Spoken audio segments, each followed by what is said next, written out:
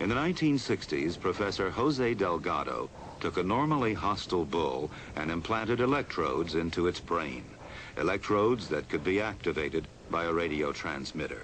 His objective was to see if aqui eles estão implantando o eletrodo no touro. could short circuit the rage signals, e aqui o comportamento normal do touro de ataque.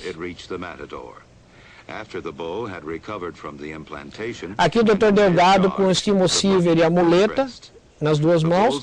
E na hora que o touro ataca, ele aperta o estimulador e o touro para, né?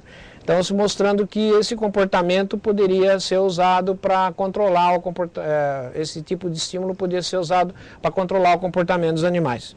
Bom, e o Dr. James Olds, então, que foi o grande pioneiro e termina aqui na década de 50 a nossa história, foi um fisiologista americano da Universidade de Caltech, nos Estados Unidos, que em 1956 ele descobriu um fenômeno extremamente interessante, chamado autoestimulação elétrica do cérebro.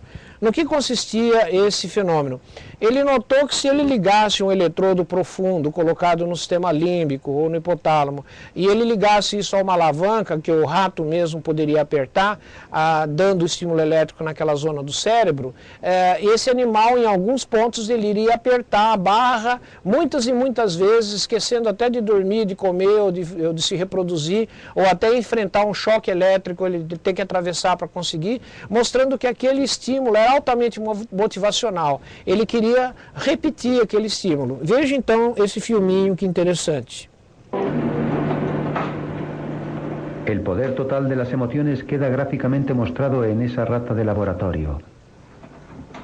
Su sistema de placeres, la parte de su cerebro primitivo que inicia las emociones, está conectada a un electrodo. Cuando presiona una palanca, recibe un estímulo eléctrico que libera dopamina. La emoción le sienta tan bien que repite la acción ignorando la comida, el agua, hasta el sexo, siguiendo la euforia roedora.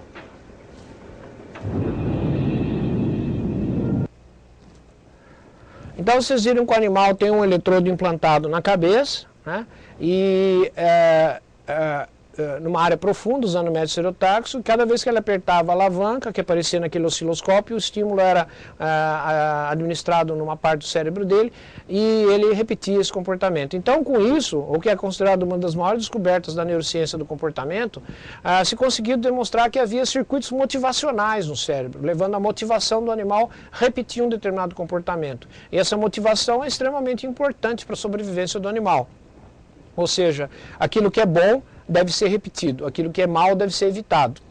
E são esses circuitos cerebrais que utilizam, mais tarde se descobriu, o neurotransmissor chamado dopamina, que são responsáveis por essa repetição do comportamento, ok? Bem, isso então termina a nossa história da estimulação elétrica cerebral até metade do século XX, e nós podemos resumir então a história dizendo que, em primeiro lugar, houve 3 grandes blocos de progresso técnico-científico no uso da estimulação elétrica cerebral. O primeiro, que foi deflagrado por Galvani e Volta, depois Matteucci, que fizeram com que, juntamente com os estudos de experimentação por estimulação do Flurhan e do Rolando, levaram a um conhecimento de que o cérebro era excitável, a matéria nervosa era excitável, o cérebro também era, e que havia efeitos diferentes conforme o lugar do estímulo. Mais tarde, com o progresso das técnicas eletrotécnicas, né, que permitiu formas mais sofisticadas e mais controladas de estímulo, nós vimos na década dos 20 do século XIX um novo grande progresso, onde começaram a ser feitos os primeiros experimentos de estimulação elétrica controlada de animais, levando a conhecimentos adicionais. O caso do Fritz e do Hitzig, do Ferrier, até o final do século.